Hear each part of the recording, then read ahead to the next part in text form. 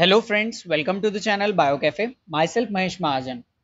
Today we are going to discuss an important rule once again from the ecology portion, that is your Bergman's rule. This topic is getting frequently asked in the CSIR NET examination because I had seen 2 to 3 questions in the recent past years, and it is again considered to be one of the important, so it has to be done when your preparations are going there. So, what is Bergman's rule and what is the significance of this rule that we are going to see today in our today's discussion. Before going to start with Bergman's rule, I want to clear some of the basic terms. First term is your adaptation. Adaptation क्या है वो हम पहले समझ लेते हैं. सो adaptations क्या होता है? अडेप्टेशंस कुछ तरह से कुछ तरीके से हम ऐसा कह सकते हैं कि ये कुछ चेंजेस होते हैं या मॉडिफिकेशंस होते हैं जो कि ऑर्गेनिज्म अपने अंदर लाते हैं. क्यों लाते हैं? क्योंकि इनको सर्वाइव करना होता है as per their surrounding environment.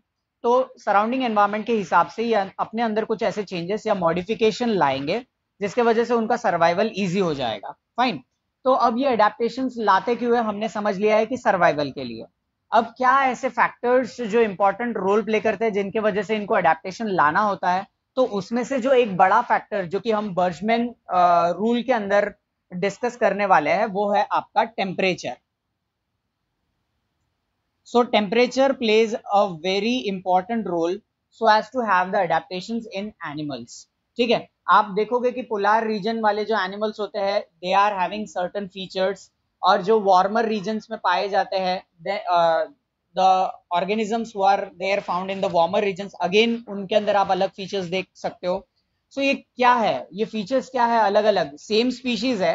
मान लो कि आपका एक रैबिट है जो कि वार्मर एनवायरनमेंट में पाया जा रहा है और एक रैबिट है जो कि कोल्डर एनवायरनमेंट में पाया जा रहा है. दोनों सेम स्पीशीज है, बट कुछ ऐसे अडेप्टेशंस इन लोगों ने किए हुए हैं अपने अंदर so as to survive easily. तो उन चीजों को हम बोलेंगे अडेप्टेशंस, और ये अडेप्टेशंस उन्होंने क्यों किए हैं? क्योंकि उनको सर्वाइव करना है. फाइन. तो इसमें जो मेजर रोल प्ले करता हुआ जो फैक्टर है वो है आपका टेम्परेचर. अब टेम्परेचर के हिसाब से हम ऑर्गेनिजम्स को दो कैटेगरी के सेंस में डिवाइड कर सकते हैं. पहली जो कैटेगरी होती है जिनको हम बोलते हैं वार्म ब्लडेड एनिमल्स, एंड दूसरी जो कैटेगरी होती है उनको हम बोल देते हैं कोल्ड ब्लडेड एनिमल्स. अब जो वार्म ब्लडेड एनिमल्स है उनको हम होम्योथर्म्स भी कहते हैं एंड उनको हम एंडोथर्म्स भी कहते हैं. एंड जबकि आपके कोल्ड ब्लडेड एनिमल्स जो है उनको हम पॉइकिलोथर्म्स भी कहते हैं.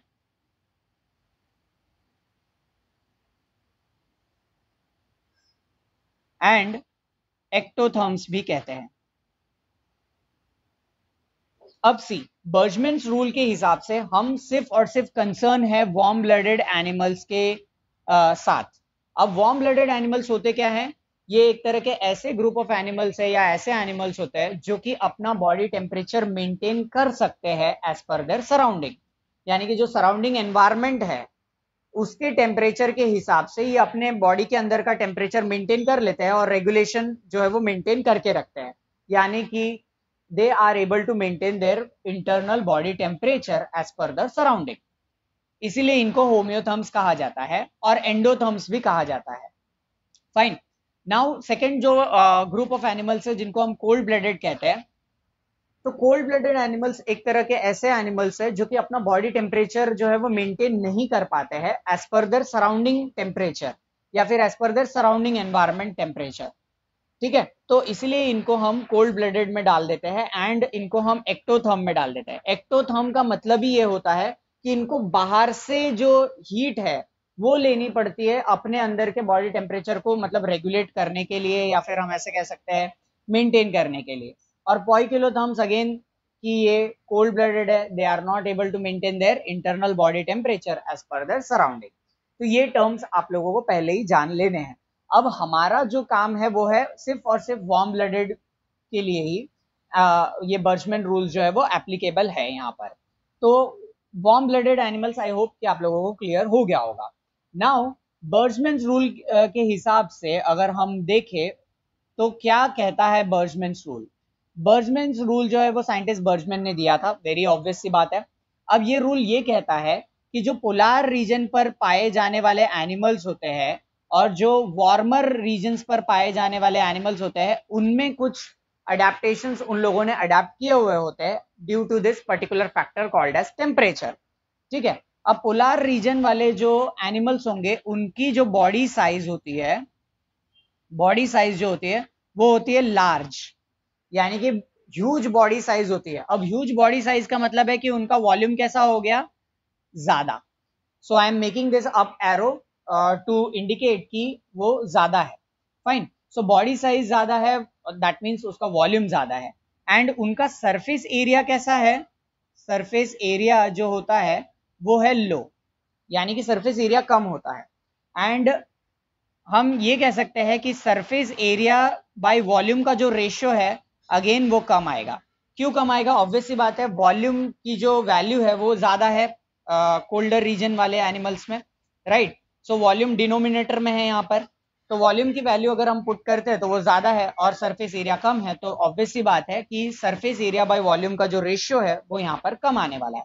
अब इसके वजह से क्या होगा कि सरफेस एरिया बाय वॉल्यूम का रेशियो कम आने की वजह से हीट लॉस जो है वो मिनिमम होगा।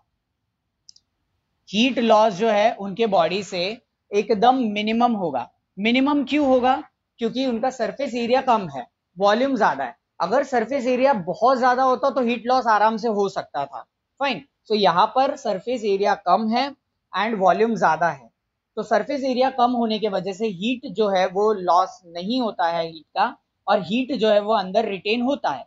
अब हीट अंदर रिटेन होगा तो इनके लिए तो फायदे वाली बात हो गई, क्योंकि जो कोल्डर एनवायरनमेंट है उसके हिसाब से इनको अपने बॉडी का टेम्परेचर इस तरह से मेंटेन करना है कि ये वहां पर सरवाइव कर सके, राइट। सो हीट जो है उनके बॉडी में रिटेन रहेगी, यानी लॉस नहीं होगा हीट का। उसी वे में अगर हम वार्मर एरिया वाले जो एनिमल्स है उनकी अगर हम बात कर लेते हैं, तो उनका बॉडी साइज जो होता है, बॉडी साइज जो होता है वो एकदम कम होगा, एकदम कम यानी छोटे साइज वाले होंगे। एंड उनका वॉल्यूम कैसा होगा, वॉल्यूम कम होगा। अब ऑब्वियस सी बात है, बॉडी साइज कम है तो वॉल्यूम भी कम होगा, बट उनका जो सरफेस एरिया है वो ज्यादा होता है, सरफेस एरिया ज्यादा होता है।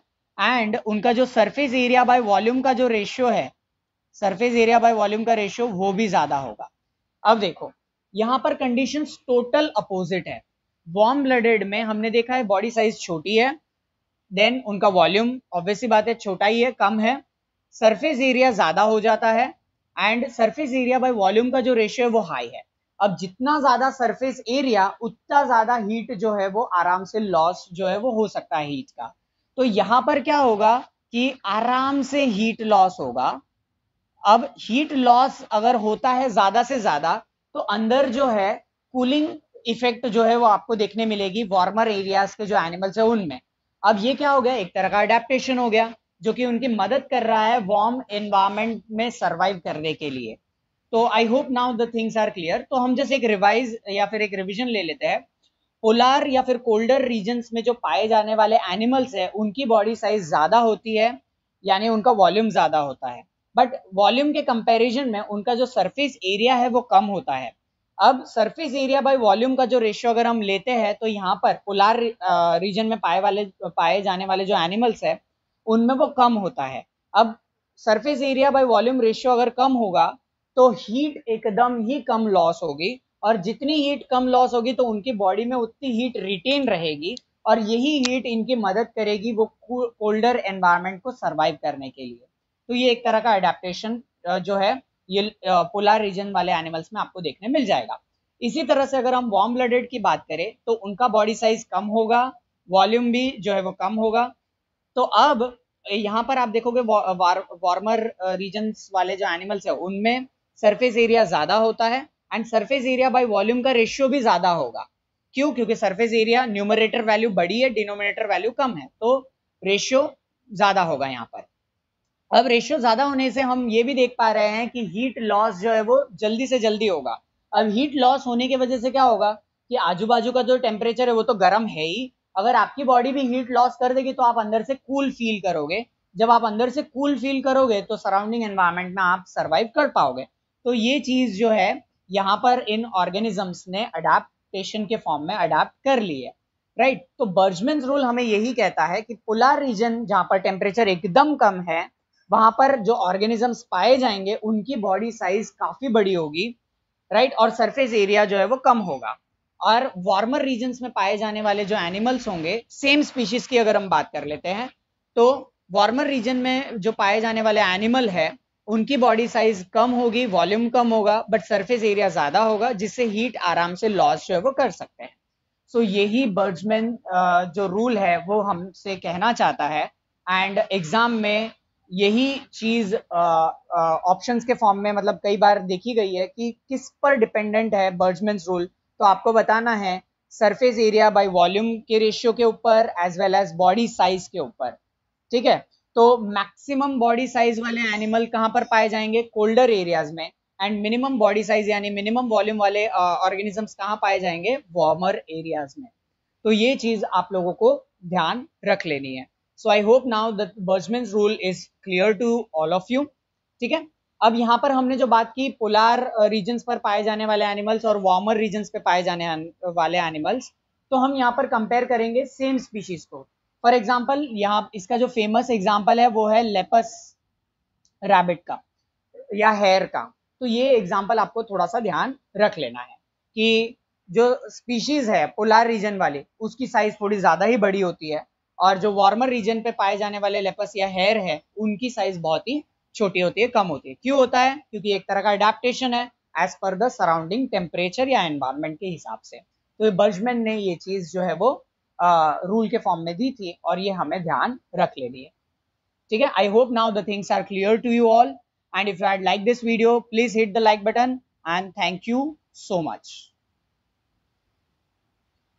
If any doubts are there, then you can ask me in the comment box, and do hit the like button. Please subscribe my channel and keep supporting. Thank you.